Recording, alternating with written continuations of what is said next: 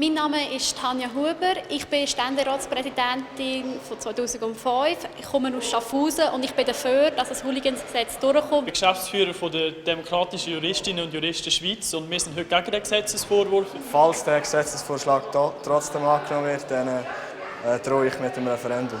Ich bin dafür, dass die Reform durchkommt, weil so kann es nicht mehr weitergehen. Wir müssen die Sicherheit in unserem Land gewährleisten. This simulation reflects what happened in real life.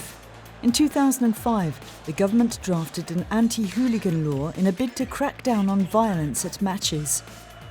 There was pressure to pass it quickly because the European Football Championships were coming up in 2008. In 2006, the law came into force, including the setting up of a national database of hooligans and travel restrictions for troublemakers.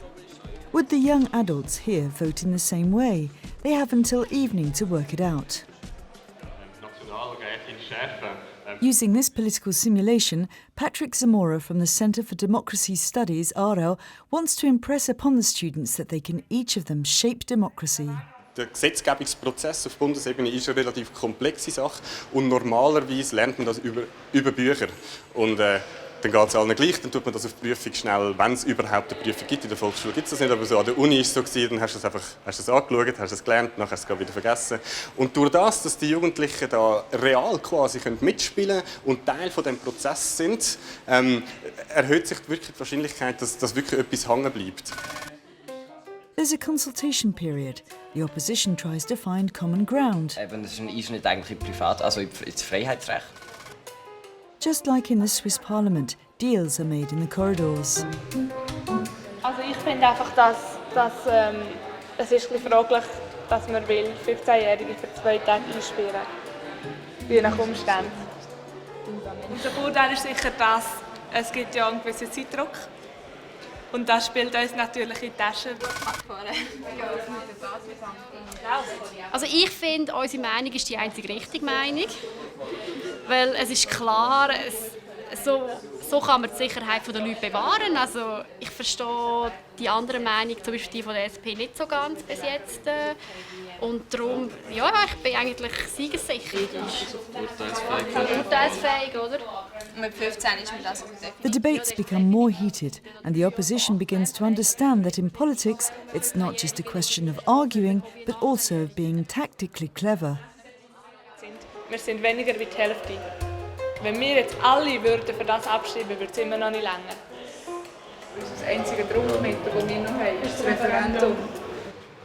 The group decides to put the Senate under pressure by making tough demands.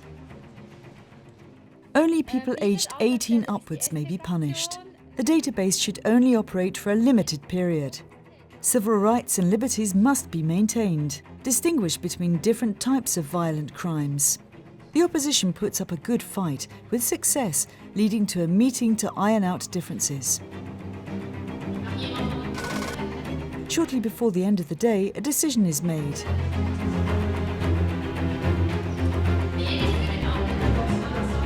Finally, a significantly toned-down law is passed.